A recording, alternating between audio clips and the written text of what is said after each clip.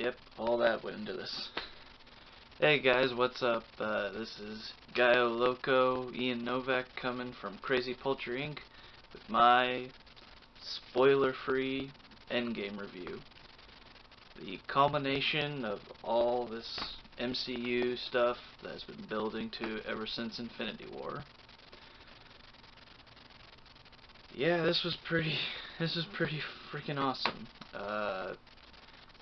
This has been building up for 22 films now. The only one I don't have up here is Captain Marvel.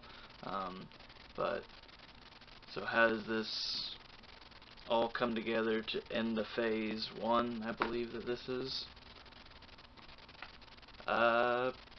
Pretty great, actually. The films in the MCU prior that I have absolutely actually loved are actually only a few that I would say that I do actually love. I love the first Iron Man. I love Captain America Winter Soldier, Captain America Civil War. I personally also really loved Infinity War. Whatever. Oh yeah, Thor Ragnarok. I also really love Thor Ragnarok. But now I can put Endgame in there.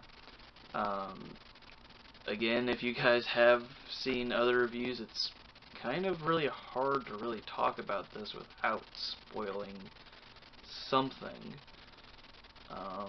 The best way that I can tell about this is, without spoiling something, is that the first part really takes place after the events of Infinity War, which hopefully everybody has seen it, otherwise why are you watching this? But Thanos did the snap and half of humanity was wiped out, including a lot of the superheroes.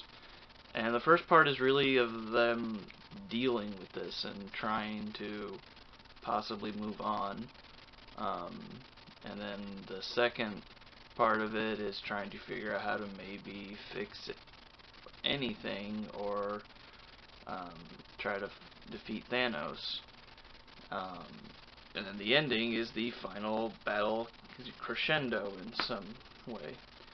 And it's very easy for some people that I've seen that have said this is gigantic fan service and stuff like this. You know, I feel like they kind of earned it after this many,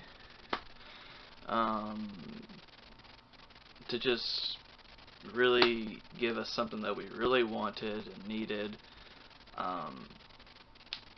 And I don't know if there's really much else I can really say about the plot as I try to get into it. The only other stuff that I'll maybe throw out there is I think the acting chops are great all around. I know I'm gonna walk into something here, but if you were not a fan, and I know there were not a fan of Captain Marvel, which I was not a giant fan of. She's very minuscule in a 3-hour-long movie, which is probably the biggest thing that people take away, is that this is 3 hours long. It doesn't feel like 3 hours. If anything, the first part has the most feeling of a 3-hour, but you need to have this after the events of Infinity War. But regardless of that, the acting is pretty just spot on everywhere. Again, when Chris Hemsworth is able to, he kind of steals it as Thor, and in a way that I definitely did not see coming in this one, which was a blast.